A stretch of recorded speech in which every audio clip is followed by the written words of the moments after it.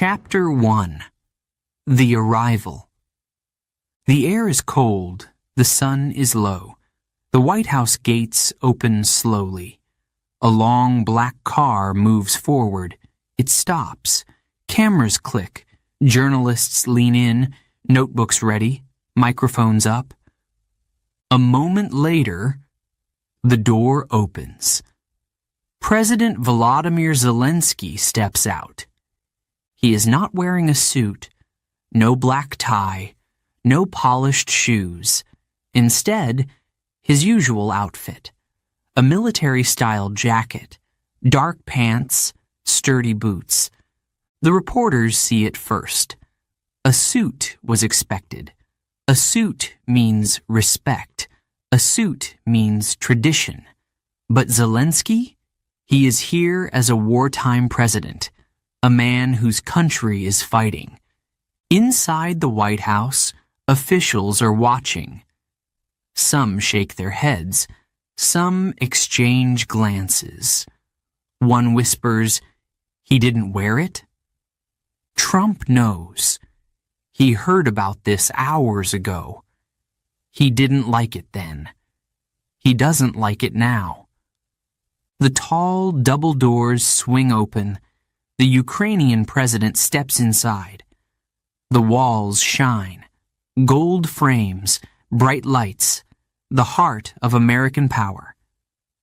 Then, footsteps, slow, steady.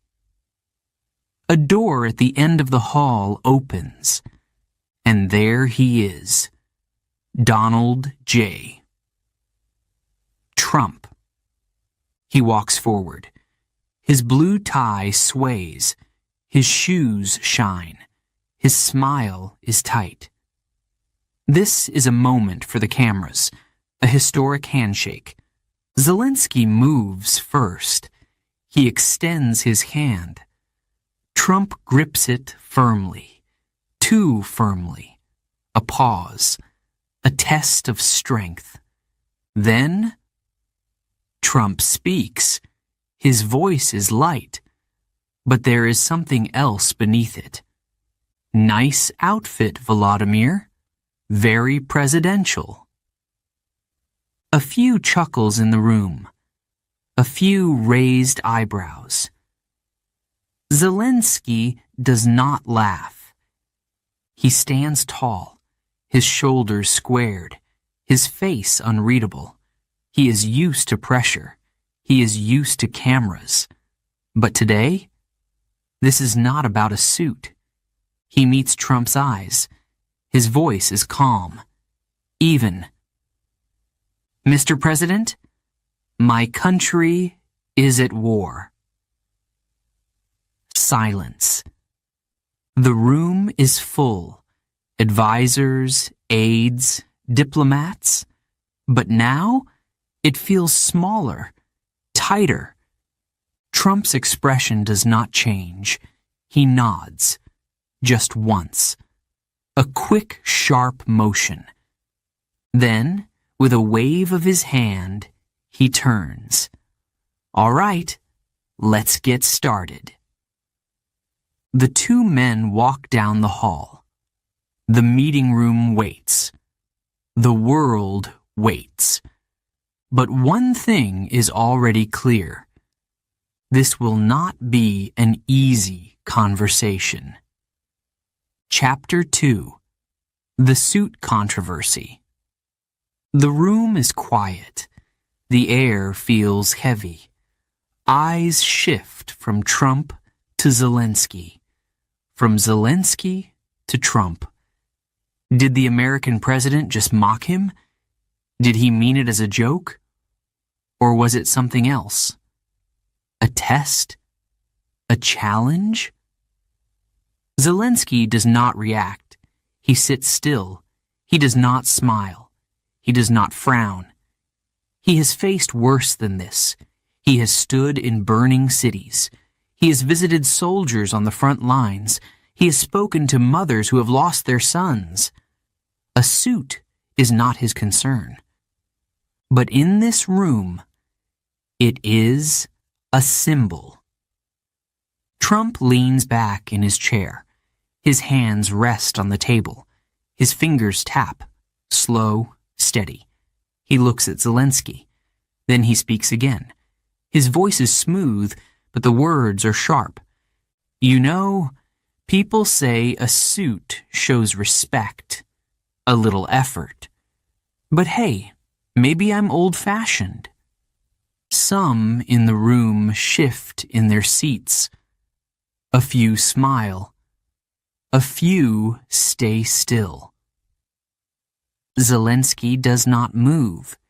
He takes a breath. His voice is calm. But there is something behind it. Something firm. Mr. President, my country is at war. This is how I dress when my soldiers are fighting for their lives. For a moment, there is silence. Then, Trump exhales. A soft chuckle. He shakes his head. All right, I get it.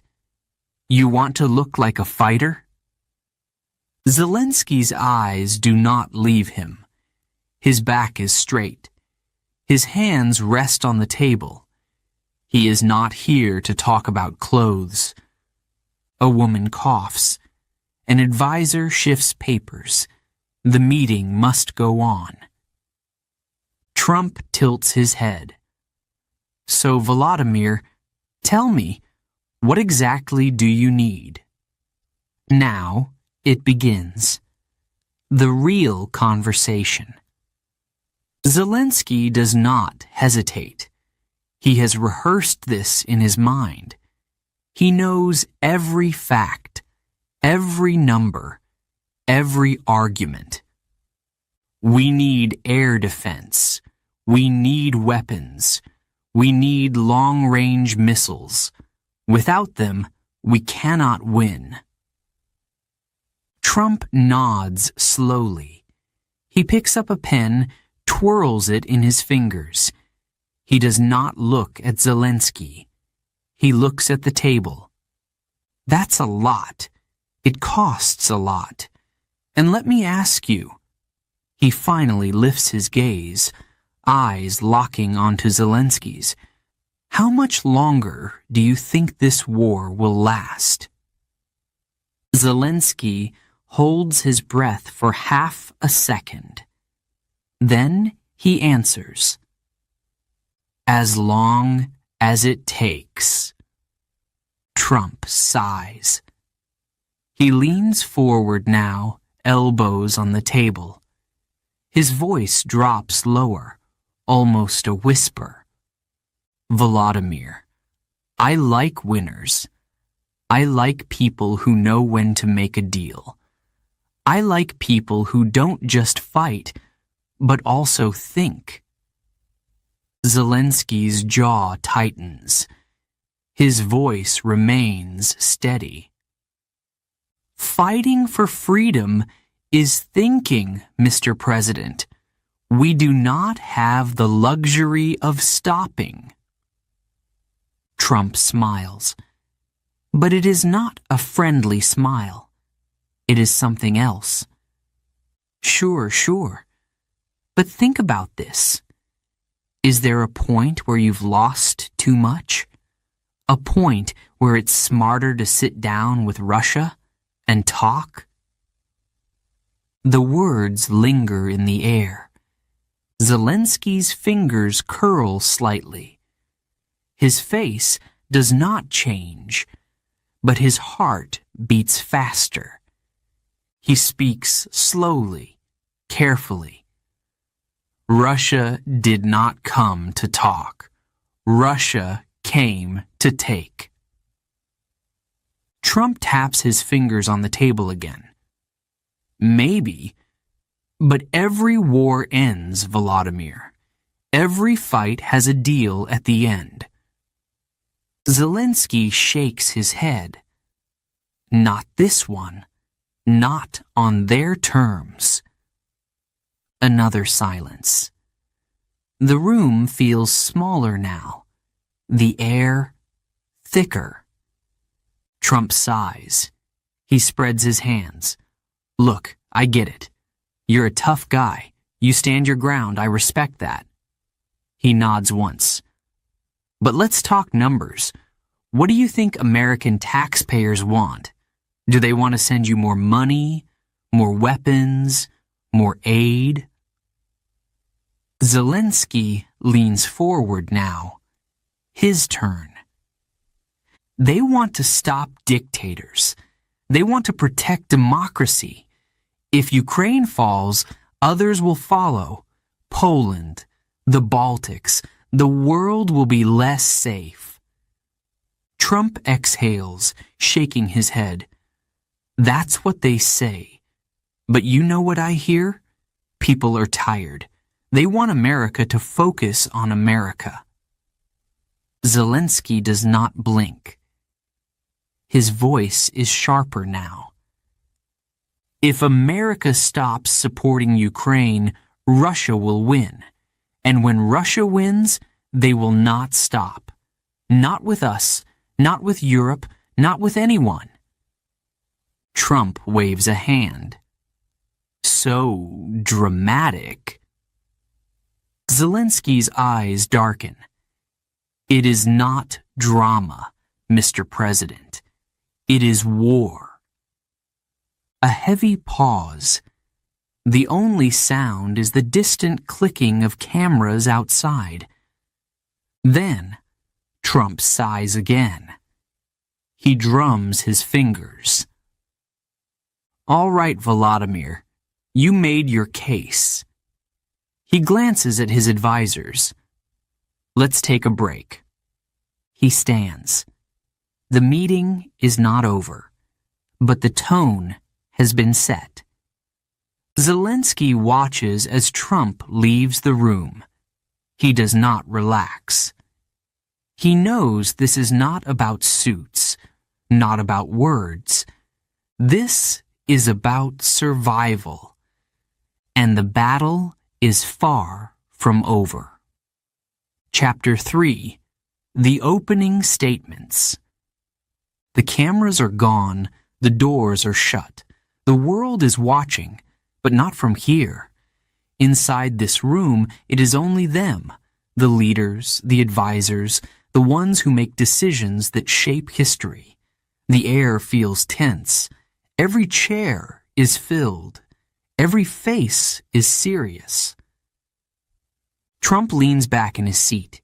His hands rest on the table. His fingers tap, slow and steady. His eyes study Zelenskyy, but his expression is unreadable. Then he speaks. His voice is light, almost casual, but there is an edge to it. Tell me, Volodymyr, what is the plan? Zelenskyy sits still. He is ready for this. He has prepared every argument, every fact. But he knows this is not just about logic. It is about power. Trump's eyes narrow. He continues, You want more aid, more weapons, more support. But what's the end game? When does it stop? The words hang in the air. A question, but also a challenge. Zelenskyy meets his gaze. His voice is steady. It stops when Ukraine is free. A pause. Trump tilts his head. Free? That's a nice word, but let's be real. You've been fighting for years. How much longer do you expect the world to keep paying for this war? Zelenskyy does not blink. He speaks clearly, slowly. We are not asking. We are fighting. A silence falls over the room. Some glance at each other. Some shift in their seats. The weight of his words lingers. Trump nods. A smirk plays at the corner of his lips. You know, some people say you're tough. Some say stubborn. I say, we'll see. He leans forward now, elbows on the table. His voice lowers, but it is sharp. Wars don't go on forever, Volodymyr. At some point, you sit down, you talk, you make a deal. Zelenskyy does not move.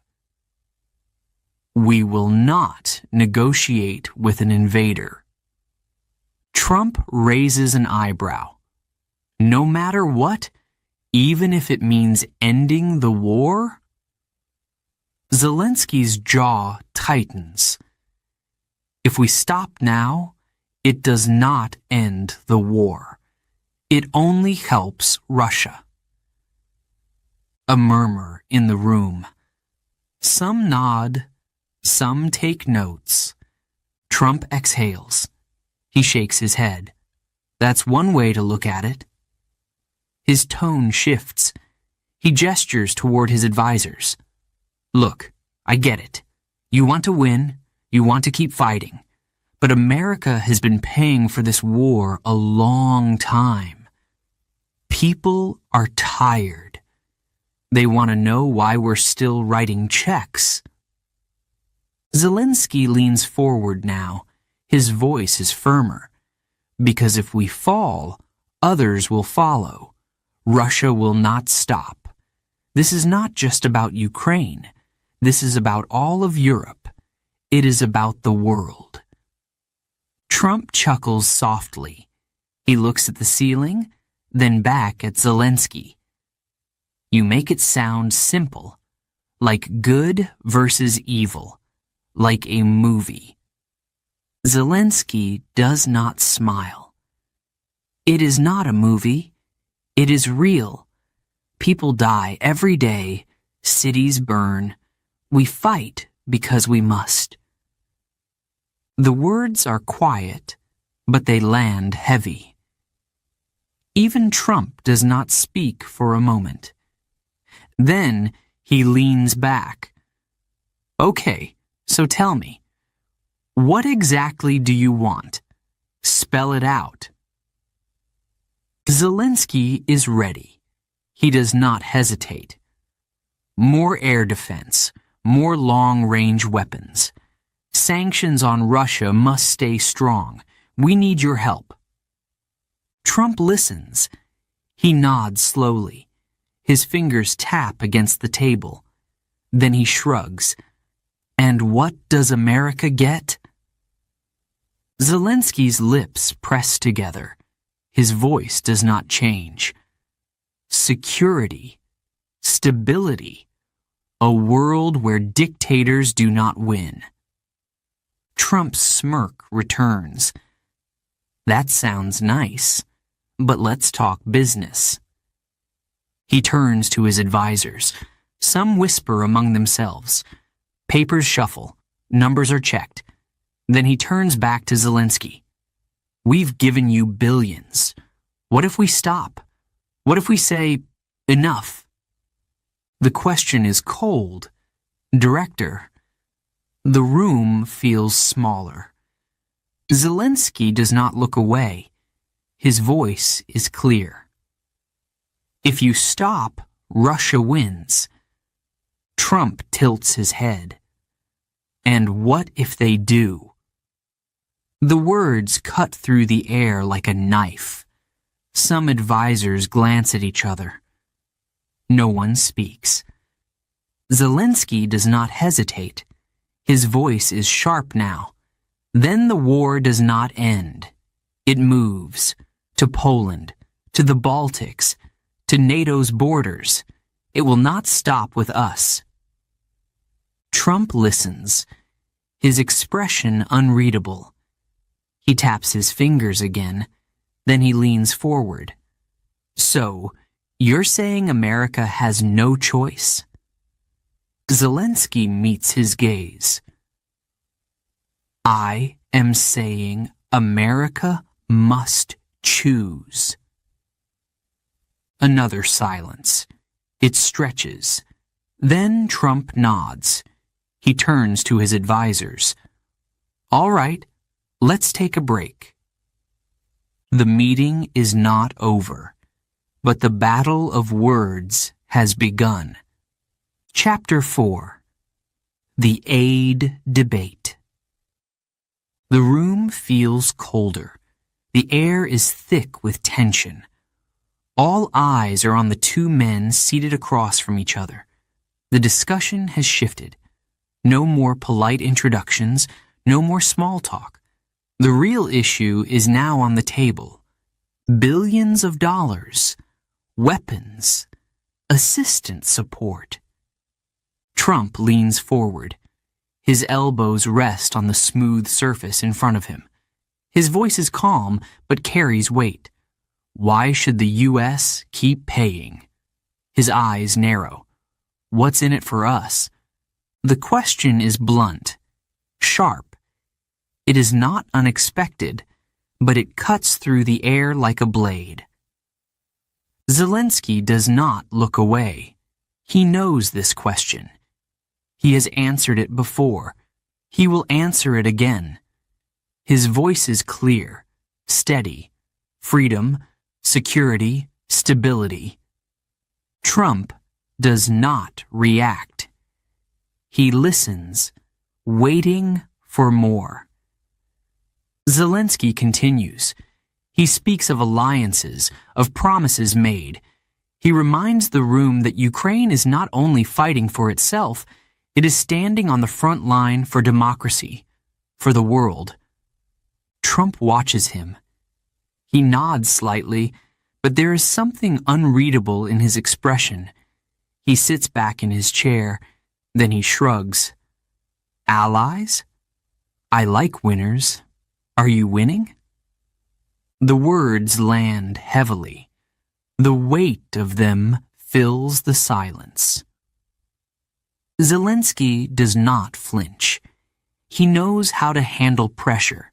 He has faced worse than this. He keeps his voice firm. We are still fighting. Trump tilts his head. Still fighting. His voice is slow, measured. That's another way of saying you're not winning. Zelenskyy exhales. He expected this. He leans forward, his fingers pressing together. Wars are not won overnight. They are won by those who do not give up. Trump nods. He does not look convinced. His fingers tap on the table. You need more weapons, more money, more everything. And what if we stop? What happens then? Zelenskyy's answer is immediate. Then Russia wins.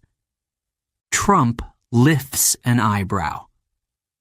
And what does that mean for us? The question is not asked lightly. It is a test, a challenge. Zelenskyy holds his ground. It means war will not stop with Ukraine. It will spread. It will reach NATO's borders.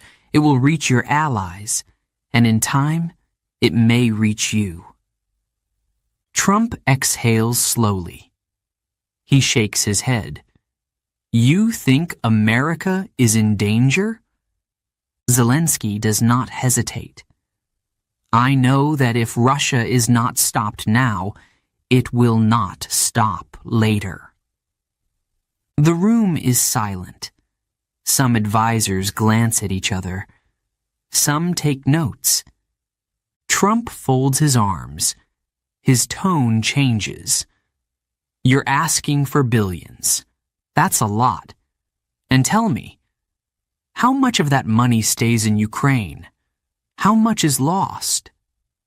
Zelenskyy's fingers tighten slightly. He understands the implication. Corruption, misuse of funds. He has heard these concerns before. His voice does not waver.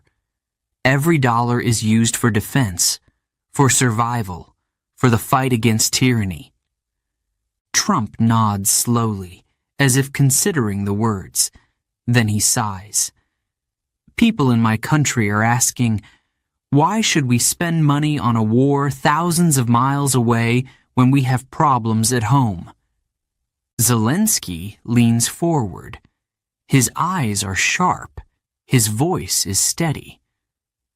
Because your problems will be worse if we lose. Trump lifts his chin. Is that a threat? Zelenskyy shakes his head. It is a fact. A pause. A long silence. The weight of the moment is thick. Trump taps his fingers again. A steady rhythm. Then he exhales. So, what's your offer? Zelenskyy frowns slightly. Offer? Trump smirks.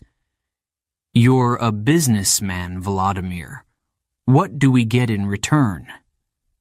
Zelenskyy straightens. A safer world. Trump chuckles. That sounds nice, but I deal in real things, not ideas. Zelenskyy meets his gaze. Then deal in history. Look back. Look at what happens when the world lets dictators take what they want. Trump watches him. He does not speak. Zelenskyy continues. Look at what happens when the strong abandon the weak. Look at what happens when fear wins. Trump sighs. He leans back. His arms cross. His lips press together. Finally, he speaks. I don't like losing. His voice is lower now, almost thoughtful. But I also don't like wasting money. Zelenskyy does not blink. Then help us win. Another silence. Trump looks at his advisors. He lifts a hand. We'll talk numbers. The meeting is far from over. But something has shifted. The battle is not just on the front lines. It is here, in this room. And the fight is not over yet. Chapter 5. Russia and the Unfinished War. The room feels colder. The air heavier. The conversation has reached a breaking point. No more talk of aid, no more debates about money. Now it is about something deeper, something greater. War, Russia, the future. Trump leans back in his chair. His hands fold together. His eyes study Zelenskyy carefully. Then he speaks. Maybe it's time to negotiate. Time to shake hands and end it. The words hang in the air. They do not move. Zelenskyy does not blink. His shoulders tighten. His hands grip the edge of the table. His voice is clear. We do not negotiate with those who invade us. The room is silent. Not even the advisors shift. Trump tilts his head. His expression is unreadable. Then he sighs. Well, Vladimir, I do business with everyone. Zelenskyy's jaw tightens. His heartbeat is steady, but faster now. His country is not a business. His people are not numbers on a page. Trump's voice is smooth, almost casual. Every war ends, doesn't it? They all do. Eventually, someone sits down. Someone makes a deal. He leans forward. Why not now? Zelenskyy breathes in slowly. His voice remains strong. Because a deal with Russia is not peace, it is surrender. Trump raises an eyebrow. So, you're saying there's no way out? Zelenskyy shakes his head. There is only one way out. Victory. A soft chuckle escapes Trump's lips. He shakes his head, amused. You're a tough guy, huh? Zelenskyy does not answer. He does not need to. Trump shifts in his chair. His tone changes. Look, I get it. You don't trust them. But what if there's a way to stop the fighting? A way to save lives? Zelenskyy's fingers tighten slightly. He has heard this before. The idea of peace, the promise of an easy way out. It is always tempting, but it is always a lie. He exhales. Saving lives means stopping Russia, not making deals with them. Trump watches him. His fingers drum against the table. A slow, steady beat. You ever think you're fighting a war you can't win? Zelenskyy does not hesitate. No. The answer is final.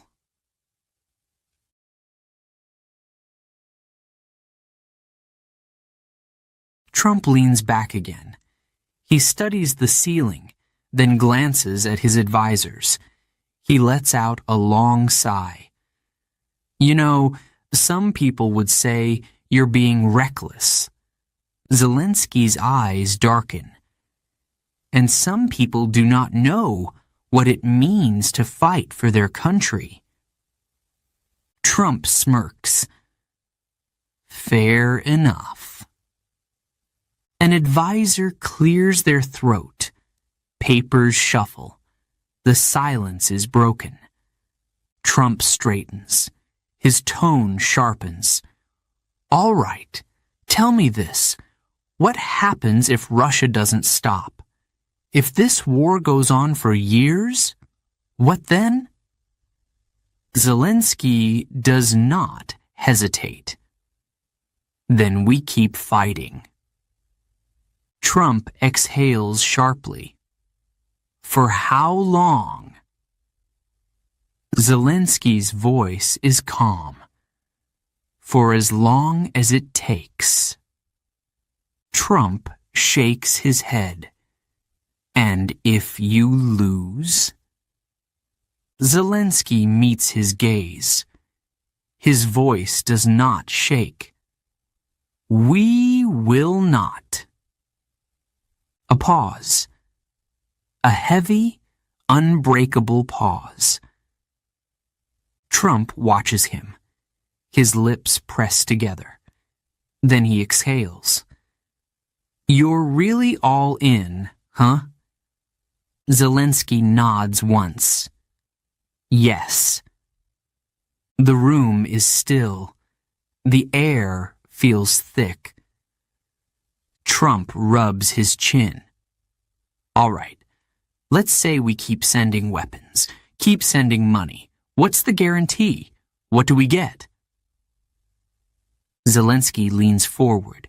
His voice does not rise, but it is filled with purpose. A safer world, a future where dictators do not win, a future where Russia does not decide who lives and who dies. Trump exhales. He nods slightly. Big words. Zelenskyy does not move. True words? Trump looks at his advisors again. They whisper among themselves. Some take notes. Some wait. He looks back at Zelenskyy. His tone is thoughtful now. So, no peace talks, no deals, no stopping. Zelenskyy's voice is steady. No stopping. Trump sighs. He runs a hand through his hair. All right. A pause. Let's see what we can do. The meeting is not over, but the conversation has changed. The lines are drawn. The decisions are not easy. The war is not finished. The fight is far from over. Before we begin Chapter 6, a quick note for our listeners. You're currently listening to this audiobook on Woo English. Remember, this content is specially made for Woo English listeners only. If you're hearing it on any other channel, it may be a violation of Woo English's rights.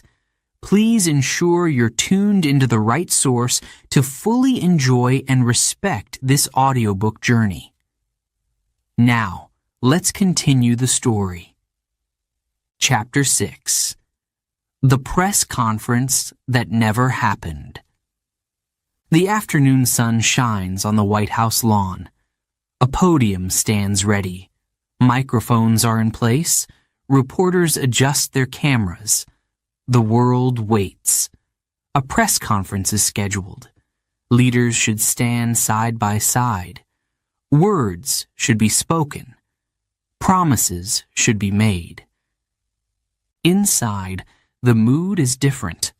The meeting has not gone as planned. Tension lingers in the air. Voices are hushed, but the urgency is clear.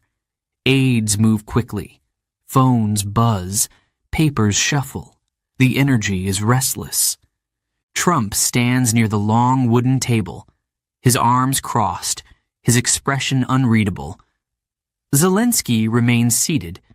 His hands rest on the armrests of his chair.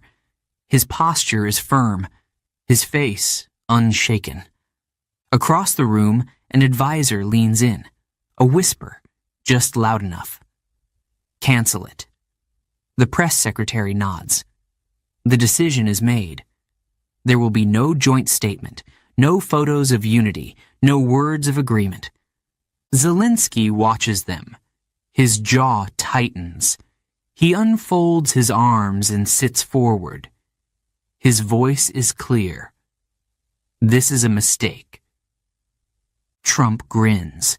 His head tilts slightly, a familiar smirk forming. Sometimes, silence says more than words. The room is still. Advisors wait. Aides exchange glances. The air between the two men remains thick. Zelenskyy exhales. He knows what this means. No statement, no speech, no public show of support. The cameras outside will see an empty podium. Reporters will ask why. The world will wonder what went wrong. Trump turns to an aide. Tell them something came up. A hand waves dismissively. It is over. Zelenskyy stands. His movements are slow, deliberate. His hands clasp together. His voice remains calm, but there is steel beneath it. If you do not stand with us, history will remember. Trump's grin lingers, but there is something behind his eyes now. He shrugs. History remembers a lot of things. His voice is casual, too casual. Sometimes it remembers winners. Sometimes it remembers mistakes. Zelenskyy does not react. He has nothing more to say. Words today would change nothing. Actions already spoke. The door opens. Aides move to guide them out. A hallway stretches ahead. Bright lights, polished floors. Footsteps echo as the two leaders walk side by side. No words pass between them. At the entrance, security stands ready. Zelenskyy's team is waiting. A final handshake is expected. Cameras are positioned even if the press conference is gone. Trump stops. He looks at Zelenskyy. Good luck, he says, his voice light, almost amused. Zelenskyy meets his eyes. We do not need luck. We need allies. A pause. Trump nods once. We'll see. Then he turns and walks away. The door closes behind him. Outside, the cameras flash. Reporters lean forward. Microphones are raised. But the podium remains empty. No leader steps forward. No speech is given. Aides offer quick explanations. The press event is canceled. No further details. No reason given. Reporters shout questions. Was the meeting a failure? Did Trump refuse aid? Why is Zelenskyy leaving without speaking? There are no answers. Zelenskyy steps into his car. The door shuts behind him. The engine hums. The vehicle moves forward, away from the White House, away from the empty podium, away from the words that were never spoken. Inside the car, he exhales. His gaze remains fixed ahead. There is no time to dwell. No time for frustration. The fight is not over. The war is not won. The White House fades in the distance. The questions remain. The world will talk. They will analyze every moment. They will wonder what was said behind closed doors. But Zelenskyy knows the truth. Some moments do not need cameras. Some battles do not happen on the front lines. And some silences are louder than words. Chapter 7. The abrupt ending. The room feels colder now. The meeting, once tense, is now over. No agreements, no resolutions, no warm farewell. Just an ending, sharp, sudden, unfinished. Trump pushes back his chair. His expression is unreadable. His advisors are already moving, collecting documents, checking messages, whispering among themselves. Some glance toward Zelenskyy, but no one speaks. There is nothing more to say. Zelenskyy rises, his hands at his sides, his face calm. He does not rush, does not hesitate. He knew this meeting would be difficult. He knew there were no guarantees, but still, something lingers in the air, an expectation, an unspoken challenge. Trump watches him. Then, just as Zelenskyy reaches the door, his voice breaks the silence. Next time, wear the suit. A chuckle, a smirk. Zelenskyy stops, his back straight, his breath steady. He turns slowly. His gaze meets Trump's. A pause, a beat of silence. Then his voice comes, firm and clear. Next time, remember who is really fighting. Trump tilts his head. Amusement flickers in his eyes, but he does not reply. Zelenskyy does not wait. He turns back toward the hallway. His steps are measured, each one firm, deliberate. The doors open. He steps through. His team follows. Some whisper among themselves. Others glance at him, searching for a sign, a reaction. But his face remains unchanged. The hallway stretches ahead. Bright lights, polished floors. Footsteps echo against the walls. The air is thick with unspoken words. Outside, the world is waiting. Reporters stand ready. Cameras flash. Microphones are raised. The podium stands empty. The press conference was never held. No handshake for the cameras. No joint statement. No sign of unity. Questions fly from all directions. Was the meeting a failure? Did Trump refuse more aid? Did Zelenskyy walk away with nothing? No answers come. No response. His team moves quickly. The black car waits at the curb. The door swings open. He steps inside. The door shuts. The engine hums. The vehicle pulls away. Inside the car, the city moves past the window. The White House fades in the distance. The streets are busy. People walk unaware of what just happened behind those closed doors. His hands rest on his lap. His fingers tighten slightly. He takes a slow breath. He does not look back. The car moves forward. His mind does too. The war is not over. The fight is far from done. The meeting may have ended, but the battle continues. Tomorrow will come.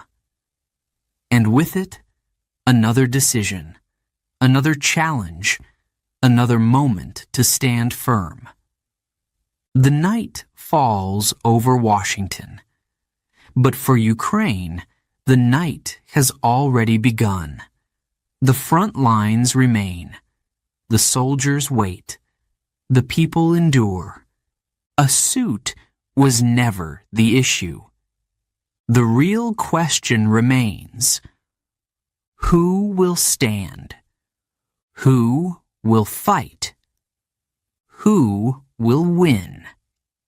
Chapter 8. The World Reacts. The headlines spread like wildfire. Newspapers print bold letters across their front pages.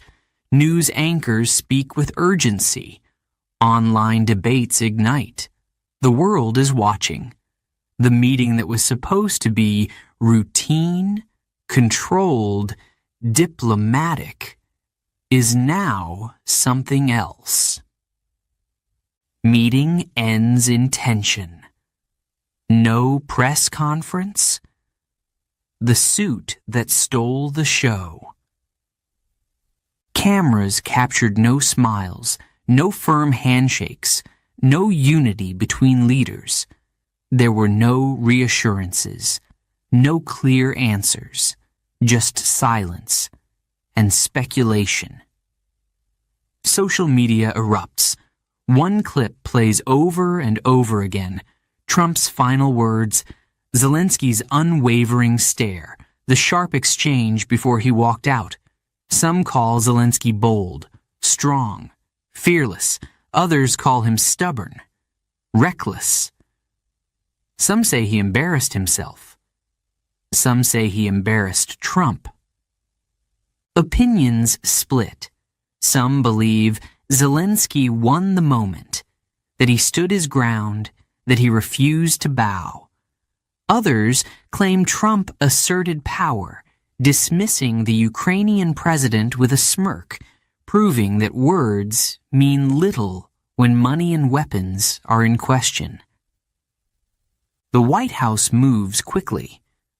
A carefully crafted statement is released. The meeting was productive. The conversation was direct. Both leaders expressed their positions, but no one is fooled. Analysts speak on live television. Experts argue. The world wants answers. What was said behind those closed doors? Was aid promised, or was it threatened? In Ukraine, the reaction is swift. Some praise Zelenskyy for refusing to bend. He did not change who he was, did not trade his principles for approval.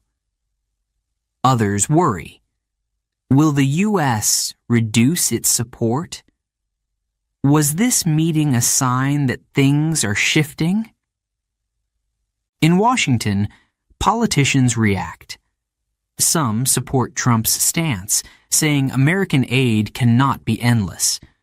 Others criticize him for his tone, for his lack of warmth toward an ally in need. Zelensky's words linger in the minds of many. Next time, remember who is really fighting. Memes flood the internet. Images of the two men, their expressions frozen in time. One standing firm, the other smirking. Outside the White House, reporters wait for answers. Officials give vague responses. No commitments, no confirmations. The questions remain. Inside Zelensky's plane, silence. His team reviews notes, checks reports. The engines roar as they leave Washington behind. His eyes stay on the window, the city lights fading beneath the clouds. The trip is over, but the real challenge begins now. In Ukraine, the war does not pause. Soldiers remain on the front lines. Civilians brace for the next attack. The night sky glows with distant explosions. The enemy does not care about meetings or press conferences. A decision was not made today, but a message was sent. Chapter 9. Ukraine's Response. The plane touches down in Kiev. The journey is over, but the real work begins now. Outside, the city is quiet. The air is cold. Snowflakes drift through the dark sky. The war has not paused. It does not wait for meetings, speeches, or politics. Zelenskyy steps off the aircraft. His team follows. Some glance at their phones, reading the latest reactions. Others remain silent, lost in thought. The tension from Washington still lingers. The weight of unanswered questions hangs over them. But there is no time to dwell. There is only time to move forward. Inside the presidential office, the lights burn late into the night. Reports flood in from advisors. Messages arrive from allies. Some express support. Others remain cautious. The meeting with Trump has sent ripples across the world. Some believe it was a show of strength. Others worry it was a risk. His team debates. Did he push too hard? Did he risk too much? Could he have handled it differently? Some argue that diplomacy is about compromise. Others insist that standing firm was the only option. The discussion goes in circles. Zelenskyy listens. He lets them speak. Then, when the room quiets, he rises. His voice is steady. We do not lead by asking what pleases others. We lead by doing what is right. No one replies. They understand.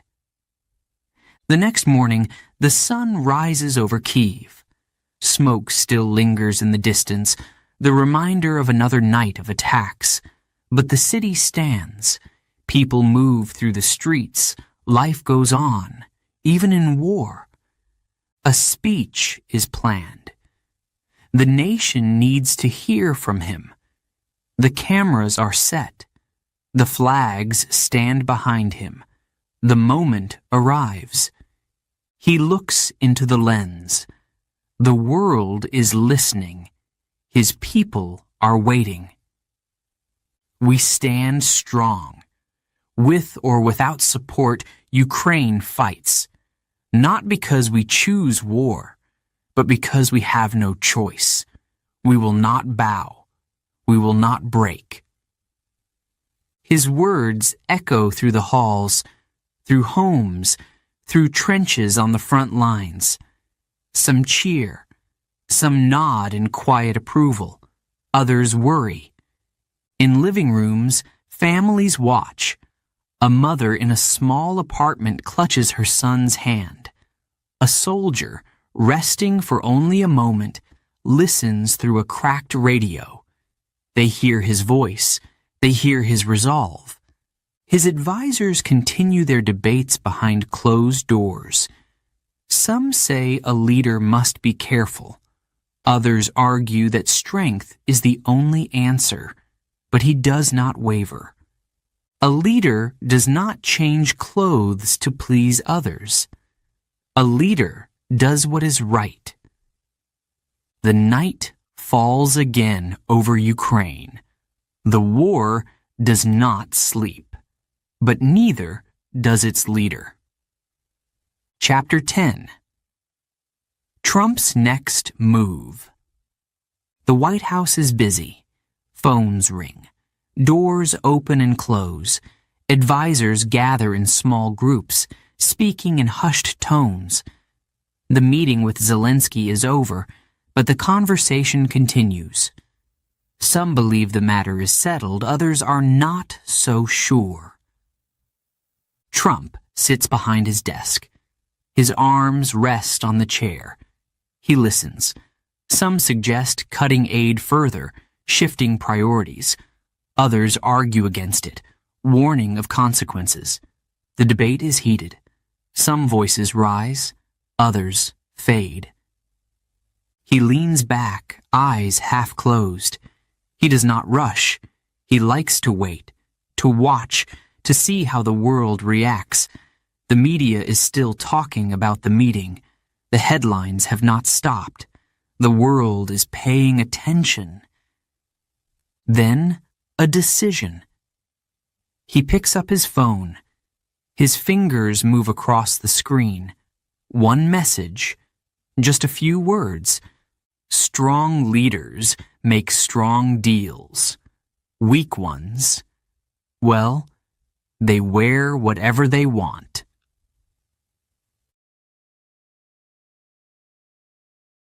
He hits send. The internet explodes. Screens light up. News anchors repeat the words. Analysts debate the meaning. Some laugh. Some frown. Some say it is a joke. Others call it an insult. Social media erupts. Supporters cheer. Critics shake their heads. Memes appear within minutes. A photo of Zelenskyy in his military jacket. A photo of Trump in his suit.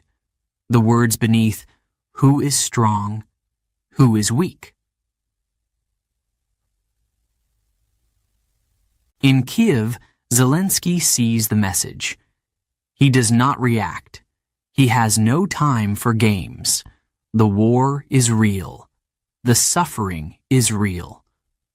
Words on a screen do not change that. His advisors bring updates. Some American officials distance themselves from the post. Others defend it. The world watches. Leaders from Europe weigh in. Some stand with Ukraine. Others stay silent. Trump's words are simple, but the meaning is not. Is he hinting at something? A shift in policy? A new direction? The uncertainty spreads. Inside the White House, advisors continue their discussions. Some say the message was strategic, a test, a way to measure reactions. Others believe it was impulsive, another unpredictable move. Trump remains unreadable. He speaks little about the meeting. He moves on to other matters, publicly at least. But behind closed doors, the discussions continue. What next? What is the price of continued support? What does America gain? Ukraine waits. The world waits. The silence is filled with questions. The night falls over Washington, but the storm has just begun. Chapter 11. The Legacy of a Suit. The months pass, seasons change. New headlines fill the news cycle. Wars continue. Elections come and go, but some moments stay. Some conversations do not fade. Some images remain. People still talk about it. They mention it in interviews, in debates, in late-night discussions. The words come up again and again. Remember the suit incident? A sentence that once seemed small, but now carries meaning beyond fabric, beyond clothing, beyond a handshake in a cold room. Videos of that moment still circulate. The handshake, the smirk, the words exchanged at the doorway, the way one man stood firm while the other leaned back, testing, judging. The world still chooses sides.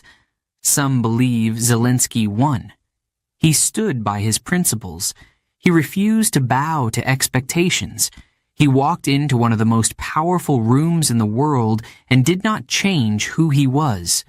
To them, that was strength. That was leadership. Others believe Trump won. He controlled the room. He made the moment his own. He did not bend to emotion. He dictated the terms. To them, that was power. That was dominance. A year later, both men move forward. But the meeting lingers. It follows them. For Zelenskyy, the war continues. His country still fights, still struggles, still hopes. His days are filled with decisions, hard, painful decisions. Every resource matters. Every soldier counts. The world still watches Ukraine, but not always with the same urgency. Promises made in bright rooms are sometimes forgotten in the dark of war. For Trump, the conversation shifts. His campaign moves on. His focus changes. But when he stands at rallies, when he speaks to his audience, the suit incident is still there. Some call it a joke, some call it a symbol. But it does not disappear. People debate what it all meant. Was it about respect, about image, about diplomacy, or was it about something deeper? Historians analyze it. Political experts write about it. Comedians still make jokes about it. But one thing is clear. A single outfit. A single moment. A meeting that changed everything. The war is not over. The debates are not over. The future is uncertain, but the past is written. And history does not forget.